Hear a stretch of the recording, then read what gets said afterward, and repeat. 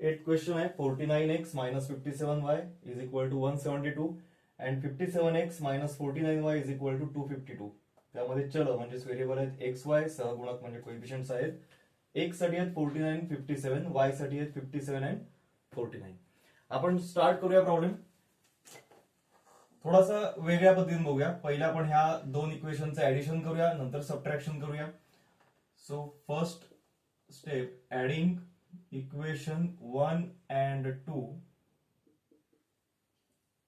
49x minus 57y is equal to 172. 57x minus 49y is equal to 252. Add करतोय आपण. So 9 plus 7 16, credits 1, 4 plus 1 5 plus 5 106. Same values आहेत. So 106y is equal to 2 plus 2 4, 7 plus 5 12, credits 1, 3 plus 1 4. So ह्या इक्वेशनला 106 ने आपण divide करायचंय. Dividing by 106. So आपल्याला equation मिळणार आहे नवीन x minus y is equal to 100 4 जा 400, 6 4 जा 24, that is 4. Equation number 3. Now subtracting equation 1 and 2. So 49x minus 57y is equal to 172 and 57x minus 49y is equal to 252. Subtract करायचे म्हणजेच आपल्याला sign change करावे लागतील. So इथे आपण sign change केले. सेकंड इक्वेशनचे इथे प्लस आहे ते मायनस केलं, मायनसचं प्लस केलं आणि प्लसचं मायनस केलं. So 49 minus 57 that is minus 8. जी मोठी व्हॅल्यू आहे त्याचं नवीन साइन इथे अप्लाय करायचं, minus 8x.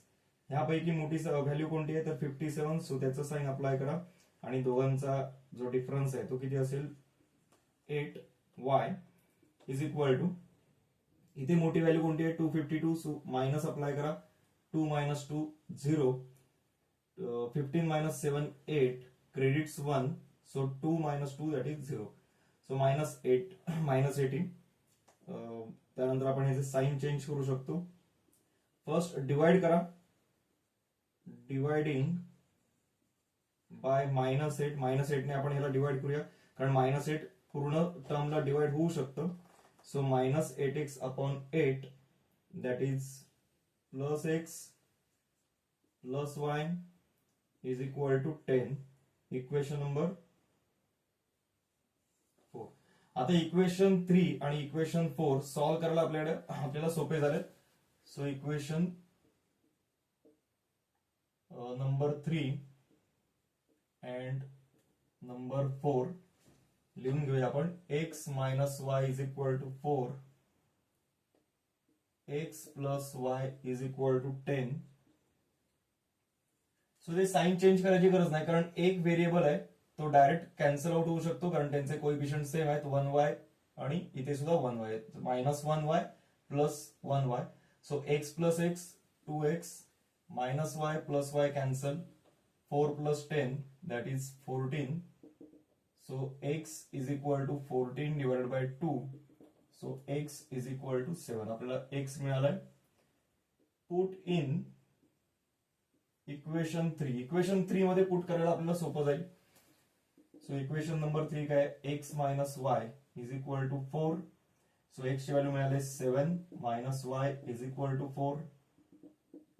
So minus y जागेवर ठेवायचं, 7 राईट साइडला घेऊन चला. Minus y is equal to 4 minus 7. So minus y is equal to 4 minus 7. मोठ्या व्हॅल्यूची साइन अप्लाय करा आणि मग सबट्रॅक्शन करा. 7 minus 4 that is 3. Minus minus cancel, we will get y as 3. आपल्याला इकडे y पण मिळाला आणि x पण मिळालाय. सो अशा पद्धतीने आपण हा सॉल्व्ह करू शकतो. पुढचा आपला मेन क्वेश्चन, आपला हा क्वेश्चन नंबर 2 कम्प्लीट झालाय. पुढे आपण मेन क्वेश्चन बघूया.